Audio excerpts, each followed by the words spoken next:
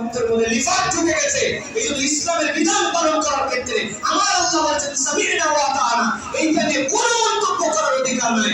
আর যারা মন্তব্য করে এগুলো নিয়ে তাদের ব্যাপারে অনেক ছাড় দেওয়া হয়েছে, নতুন করে আর ছাড় দেওয়ার সুযোগ নাই। আল্লাহ রাব্বুল কোরআনুল কারীমের মধ্যে বলেছেন কেন কুরবানি করতে বললাম, লিয়াশহাদু মানাফি'a লাহুম ওয়া ইয়াযকুরু ইসমাল্লাহি ফি আইয়ামিন মা'লুমাত আলা মা রাযাকাকুম মিন বাহিমাতিল আন'আম ফাকুলু মিনহা ওয়া আত'ইমুল বা'িসাল ফাকির। আল্লাহ বলেন এটা আমার দেওয়া রিজিক তোমার জন্য, আমি ওই রিজিক দ্বারা নির্ধারিত দিবসে এর উপর আল্লাহর নাম জিকির করার আদেশ আমি আল্লাহ দিলাম। পশু বানাইছি আমি আল্লাহ, আদেশ দিচ্ছি তো আমি আল্লাহ। তুমি কে যে এই জায়গাতে তুমি পালন করো? আমরা মুসলমানরা বিসমিল্লাহি আল্লাহু আকবার এইটুকু বলে জবাই করি, আমাদের পশু হালাল হয়ে যায়। আর আমার পাশে একজন আল্লাহ মানে না, রাসূল মানে না, ইসলাম মানে না, ঈমান থেকে দূরে, সেই লোক জবাই করলে আমরা বলি যে আমাদের এই জবাই খাওয়া যাবে না। কখনো ভেবে দেখছেন কারণ কি? কোন একটা অমুসলিম যদি বিসমিল্লাহি আল্লাহু আকবার বলে জবাই করে, সে অমুসলিম কিন্তু বলছে বিসমিল্লাহি আল্লাহু আকবার, সেও জবাই করলো, যার তরিকা আছে। আমারটা বিসমিল্লাহি আল্লাহু আকবার এইটুকু বললে হালাল হয়, আর ও জবাই করার পর হালাল হয় না কেন? কারণ ক্লিয়ার, আমি আল্লাহ রাব্বুল আলামিনের চোর মানলাম, আর সে হচ্ছে চোর। চোর মানে কি? আল্লাহ আমাকে রিজিক দিয়েছেন, আমি স্বীকার করে নিয়েছি এটা আল্লাহ দেওয়া, তিনি রব, অতএব তার নামে জবাই করতেছি, আমি চোর না, আমার জন্য হালাল। আর সে আল্লাহ দেওয়া রিজিক স্বীকার করে না রব্বুল আলামিনকে, সুতরাং মালিকের পশু সে অন্যায়ভাবে জবাই করতেছে, এই জন্য সে চোর, তারটা আমার জবাই গ্রহণ করা যাবে না, আল্লাহর কাছে কবুল হবে না। সিম্পলি এইটুকু পার্থক্য হলো আল্লাহু আকবার, আমার রব বড়, তিনি আমাকে দিয়েছেন।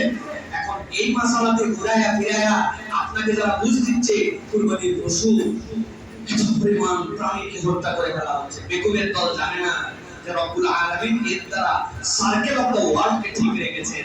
কুত্তা তো কেউ জবাই করে না আমাদের দেশে, তাতে তো প্রত্যেক জায়গায় কুত্তাতে গিজগিজ করে ফেলা কথা, কারণ তো 5-6টা করে বাচ্চা হয়, কিন্তু কুত্তার বাচ্চা কোথায়? আর প্রত্যেকদিন কয়েক কোটি কয়েক লক্ষ ছাগল খায় বলে বাংলাদেশে কোনোদিন তো কোনো বিয়ের অনুষ্ঠানে আকাল বললো না যে ছাগল পাইলাম না জন্য আমাদের বিয়ে আটকে আছে। বুঝেন না এগুলা? এটা আল্লাহ রাব্বুল আলামিনের দেওয়া নিয়ামত, এই জন্য প্রিয় ভাইরা। সুতরাং এই যে বিশ্বের বড় একটা বাজার, বিশ্বের চামড়ার বাজার, বিশ্বের মানুষের জন্য যে দরিদ্র বিমোচন মানুষজন পশু পালন করে, এগুলো সবগুলো কুরবানির সাইকেলের সাথে জড়িত।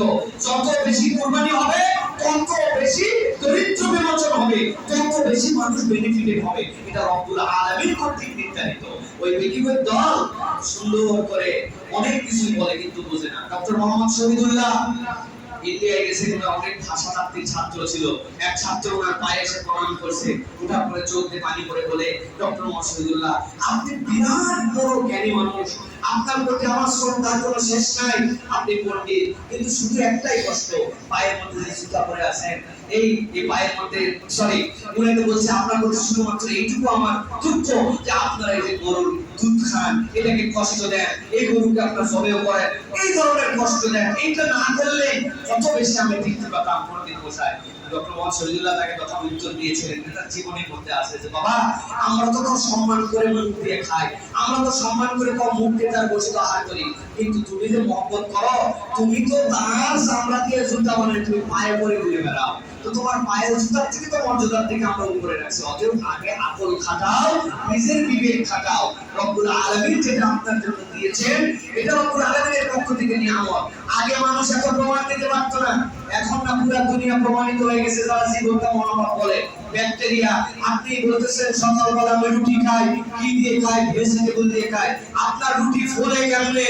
আপনার ওর মধ্যে জীবাশ্মকে আপনি ধ্বংস না করলে, আপনার ওর মধ্যে রুটি ফোলে আর ব্যাকটেরিয়া না ঢুকলে আপনার তো রুটিই ফুলবে না, তাহলে আপনি ওখানে না দেখেও হত্যা করছেন। আগে মানুষকে বুঝতে কঠিন ছিল, যত মডার্ন আসতেছে আধুনিক হচ্ছে, ইসলামের বিরোধীরা তত মানুষের কাছে পরিষ্কার হচ্ছে, ঠিক না? এটা তুমি প্রতি পদে পদে ধ্বংস করো, তুমি জানোই না। সুন্দর করে কেক বানায়